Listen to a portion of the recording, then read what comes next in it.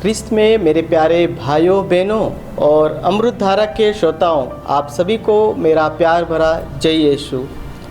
आज माता कलीसिया सामान्य काल का 30वां रविवार मना रही है और आज हम मनन चिंतन करेंगे संत मत्ती के अध्याय 24 वाक्य 34 से 40 तक, जहाँ पर हमें बताया गया कि एक शास्त्री प्रभु के पास आकर उनकी परीक्षा लेने के लिए वे उनसे एक प्रश्न पूछते हैं कि संहिता में सबसे बड़ी आज्ञा कौन सी है।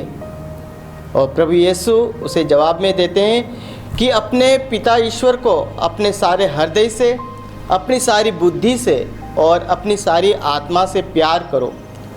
और दूसरी आज्ञा उसी के सदृश्य है और वह है कि अपने पड़ोसी को अपने समान प्यार करो। इन्हीं दो आज्ञा पर समस्त संहिता और नबियों की शिक्षा निर्भर है।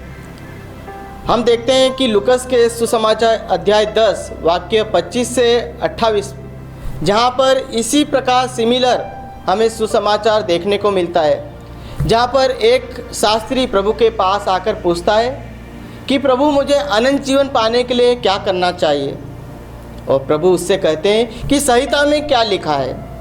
और वह जवाब में देता है, संहिता में लिखा है कि अपने प्रभु ईश्वर को अपने सारे हृदय से, अपनी सारी बुद्धि से, अपनी सारी आत्मा से प्यार करो और अपने पड़ोसी को अपने समान प्यार करो।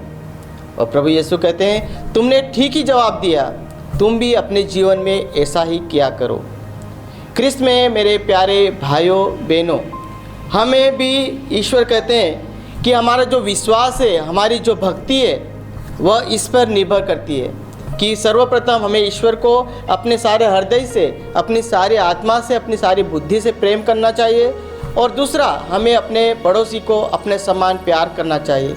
यह एक सिक्के के दो पहलू हैं। इन्हें हम अपने जीवन से अलग नहीं कर सकते कि हम कह सकते हैं केवल ईश्वर को प्यार कर सकते, अपने पड़ोसी को प्रेम नहीं कर सकते, और या हम अपने पड़ोसी को प्रेम करते हैं, अपने ईश्वर को प्रेम नहीं कर सकते। ऐसा नहीं, ये दोनों साथ ही जाते हैं। इसलिए संत यूहन्ना अपने पत्र में लिखते हैं अध्याय 4 वाक्य 20 में, जहाँ वे हमसे कहते हैं कि अगर हम कहते हैं कि हम ईश्वर से प्रेम करते हैं लेकिन अपने भाई बहनों से अगर हम बैर करते हैं, उनसे घृणा करते हैं, उनसे ईर्ष्या करते हैं, तो हम लोग झूठे हैं। इसलिए वे हमसे कहना चाहते हैं कि जिन भाई बहनों के साथ हम रहते हैं, अगर हम उन्हीं से प्रेम नहीं कर सकते तो हम ईश्वर से क्या प्रेम कर सकते हैं, क्या प्यार कर सकते हैं। इसलिए हमारा कर्तव्य बनता है कि हम अपने पड़ोसी को, अपने भाई बहनों को प्रेम करें और उस प्रेम को द्वारा हम ईश्वर को प्रेम कर सकते हैं।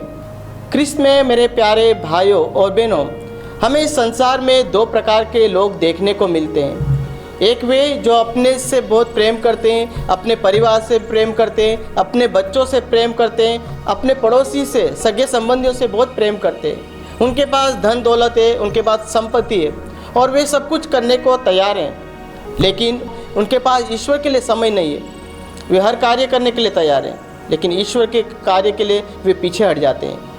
वे पहले प्रकार के लोग। और दूसरे प्रकार के लोग हमें वह देखने को मिलते हैं जो आध्यात्मिक जीवन जीते हैं, प्रार्थना करते हैं, प्रत्येक रविवार को मिसा बलिदान में भाग लेते हैं, त्याग, तपस्या, दान करते हैं, लेकिन उनके मन में या उनके हृदय में अपने पड़ोसी के लिए जगह नहीं है। तो हमें इस प्रकार दो प्रकार के ये लोग देखने को मिलते हैं। लेकिन माता कलीसिया हमें यह सिखाती है कि हमें अपने ईश्वर को, अपने पड़ोसियों को सिमिलर, सबको सेम एक समान प्रेम करना चाहिए। और हम देखते हैं इस देश में, इस संसार में ऐसे काफ़ी लोग हैं जो अपना संपूर्ण जीवन लोगों के लिए उन्होंने समर्पित कर दिया। इस कोविड-19 में भी हम देखते हैं कि बहुत सारे लोग आगे आके लोगों की उन्होंने सेवा करी, उनके मदद करी। हम देखते हैं मदर तेरेसा ने भी जो अपना संपूर्ण रूप से जीवन लोगों के कार्य में समर्पित कर दिया। आजकल जो एक्टर चल रहा है सोनू सूद की भी बहुत बात चल रही है, लोग उसकी प्रशंसा कर रहे, उसे भगवान मान रहे क्योंकि उन्होंने लोगों की सेवा करी, अपने अपने घर उन्होंने भिजवा दिए। तो इस प्रकार हमें लोग देखने को मिलते हैं जो ईश्वर से भी प्रेम करते हैं, मनुष्य से भी प्रेम करते हैं। तो आज का जो सुसमाचार है हमें यह निमंत्रण दे रहा है कि हमें भी ईश्वर को सर्वप्रथम सारे हृदय से प्रेम करना चाहिए, अपने सारी बुद्धि से, अपनी सारी आत्मा से ईश्वर से प्रेम करना चाहिए। उसी के अनुसार हमें अपने पड़ोसियों को भी प्रेम करना चाहिए। संत पौलुस कुरिन्थियों के नाम अध्याय 13 वाक्य 3 में वे हमसे कहते हैं कि मैं सारी संपत्ति दान कर दूं, मैं अपना जीवन शरीर को भस्म करने के लिए अर्पित कर दूं, लेकिन अगर मेरे जीवन में प्रेम नहीं है तो ये जो मेरा कार्य है वह कोई मतलब का नहीं रहता। संत मत्ती के अध्याय 6 वाक्य 13 में प्रभु यीशु हमसे कहते हैं कि सावधान रहो, लोगों को आकर्षित करने के लिए अपना ढिंढोरा मत पीटो कि मैं यह कार्य कर रहा हूँ, मैं वह कार्य कर रहा हूँ। तो इसलिए वे हमसे कहते हैं कि मेरा दायां हाथ क्या कर रहा है, मेरा बायां हाथ को मालूम नहीं पड़ना चाहिए। हमें जब हम लोगों की सेवा करते हैं, दान करते हैं, तो हमें उसका ढिंढोरा नहीं पीटना चाहिए, क्योंकि पिता ईश्वर को पता है कि हम क्या कार्य कर रहे हैं और उसका जो गिफ्ट है या जो भेंट है हमें स्वर्ग में हमें दिया जाएगा। इसलिए हमें अपना जो कार्य है, जो जिम्मेदारी है, उसको बड़ी ईमानदारी से और ईश्वर के लिए उस कार्य को करना चाहिए।